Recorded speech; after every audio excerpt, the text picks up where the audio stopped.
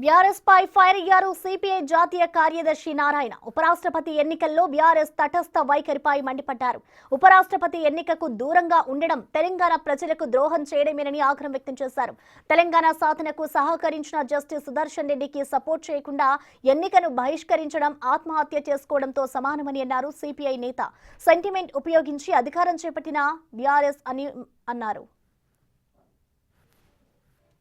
ప్రతిష్టాత్మకంగా జరిగేటువంటి ఉపరాష్ట్రపతి ఎన్నికల పోటీలో టీఆర్ఎస్ తటస్థ వైఖరి తీసుకోవడం అనేది అత్యంత విచారకరం.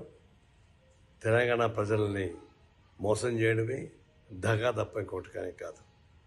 తెలంగాణ బిడ్డగా ఉండేటువంటి జస్టిస్ సుదర్శన్ రెడ్డి గారు ప్రత్యేక తెలంగాణ ఉద్యమానికి సహకరించిన వాడు. దేశవ్యాప్తంగా న్యాయ కోరిక నీతులు చెప్పినటువంటి వ్యక్తి. ఆయన తీర్పులు చారిత్రాత్మకం.